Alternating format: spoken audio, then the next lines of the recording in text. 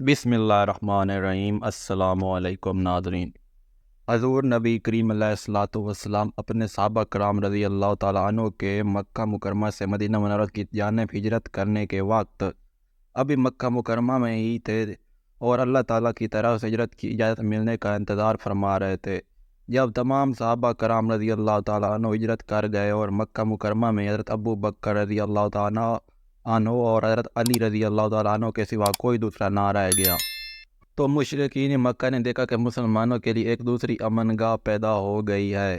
اب انہیں یہ فکر اور تشویش تھی کہ کہیں حضور علیہ الصلوۃ والسلام بھی مدینہ طیبہ نہ چلے جائیں۔ انہیں یہ خوف تھا کہ کئی مسلمان کسی جنگ کی تیاری میں تو مصروف نہیں ہیں۔ اس خدشے کے پیش نظر وہ تمام دارالندوہ میں جمع ہوئے اور اس مسئلے کے بارے میں مشورہ ہونے لگا کہ اب کیا جائے۔ یہ دارالندوہ کسی بن کلاب کے گھر بنایا گیا تھا، جو کوئی بھی فیصلہ کرنا ہوتا کسی بھی معاملے کے حل کے بارے میں گفت و شنید اور مشوروں کے لیے اسی مقام کو استعمال کیا جاتا تھا۔ چنانچہ ابھی بھی اس معاملے سے نمٹنے کے لیے وہ سب یہاں جمع تھے۔ اس جرگے میں قریش کے بڑے بڑے نامور سردار جمع تھے۔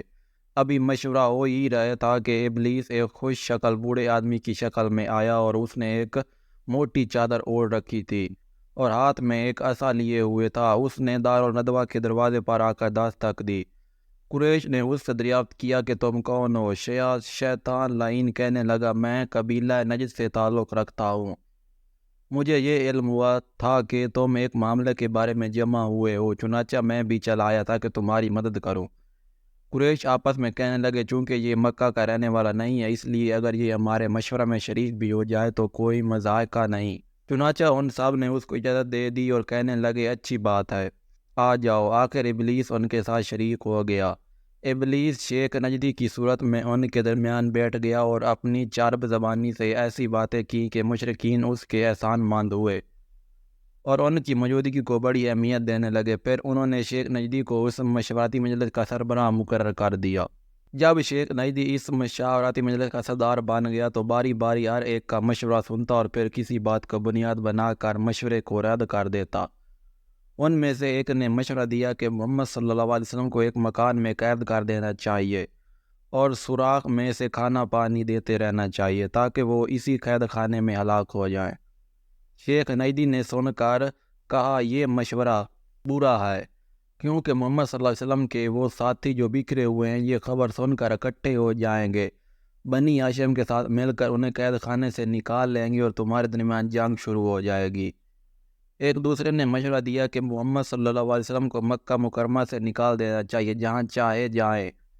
شیخ نجدی نے کہا، یہ مشورہ بھی کمزوری کی علامت ہے، کیونکہ محمد صلی اللہ علیہ وسلم شیریں بیاں ہیں، ان کے کلام میں لطافت ہو سکتا ہے کہ وہ کسی ایسی قوم کے پاس چلے جائیں جو ان کی باتوں سے متاثر ہو کر ان کی اطاعت قبول کر لے اور پھر وہ تمہارے ساتھ جنگ کے لیے نکل کھڑے ہوں اور تمہیں تباہ و برباد کر کے رکھ دے۔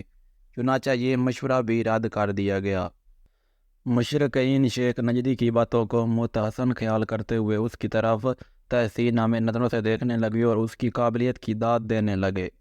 ان لوگوں میں سے ابو جہل لعین بڑا سمجھدار تصور کیا جاتا تھا، چنانچہ سب اس کی طرف متوجہ ہوئے کہ وہ بھی اس بارے میں کوئی تجویز پیش کرے۔ اس پر ابو جہل نے کہا، میری اس بارے میں ایک رائے ہے، میں نہیں سمجھتا کہ اب تک تم میں سے کسی نے اس کا خیال کیا ہو۔ صاحب نے کہا، جلدی بتائیے کہ وہ کیا تجویز ہے۔ ابو جہل کہنے لگا، صحیح تجویز یہ ہے کہ ہر قبیلے میں سے ایک جواب مرد جو کہ طاقتور ہو اسے لیا جائے اور ہر ایک کے ہاتھ میں ایک ایک تلوار بھی دے دی جائے۔ یہ سب اکٹھے ہو کر محمد صلی اللہ علیہ وسلم کے پاس پہنچیں، تلواروں سے اس طرح ایک ساتھ وار کریں کہ گویا ایک ہی شخص کا وار ہے۔ اس طرح ان کو نعوذ باللہ قتل کر دیں گے۔ اس طرح ان سے ہم چین اور سکھ پا سکتے ہیں، کیونکہ ایسا کرنے سے ان کا خوف تمام قبیلوں میں ختم ہو جائے گا۔ بنی عبد مناف اپنی قوم کے تمام افراد سے جنگ نہ کر سکیں گے، پھر ہم سے خون بہا لینے پر راضی ہو جائیں گے اور ہم ان کو خون بہا ادا کر دیں گے۔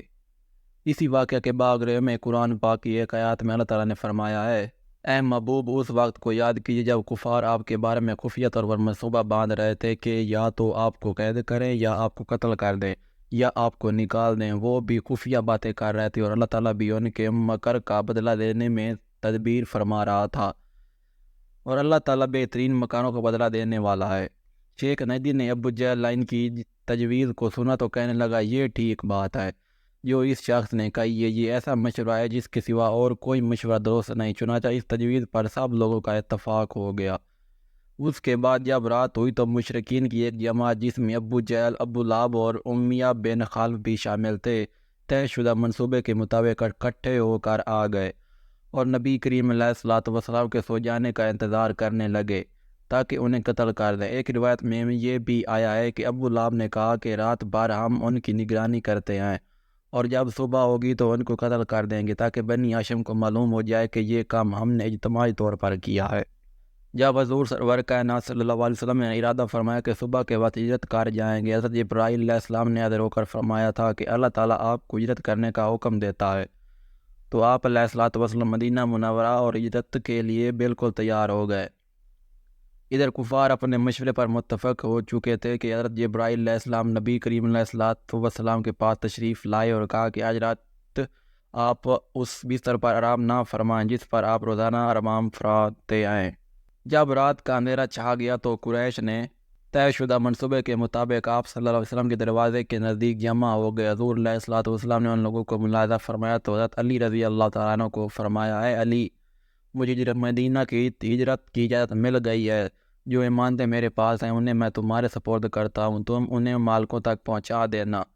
مشرکین آج رات مجھے قتل کرنے کا ارادہ رکھتے ہیں، تم میرے بستر پر لیٹ جاؤ، میری یہ سبز ازرمی چادر اوڑھ لو اور اسی چادر میں سو جاؤ، مطمئن رہو تمہیں کوئی تکلیف نہیں پہنچے گی۔ چنانچہ حضرت علی رضی اللہ تعالیٰ عنہ حضور نبی کریم علیہ الصلوۃ والسلام کے حکم پر عمل کرتے ہوئے وہ چادر عطر جو آپ صلی اللہ علیہ وسلم اوڑھتے تھے اوڑھ کر انتہائی اطمینان سے سو گئے اور آپ کو حضور علیہ الصلوۃ والسلام پر قربان کرنے کا تہیہ کر لیا۔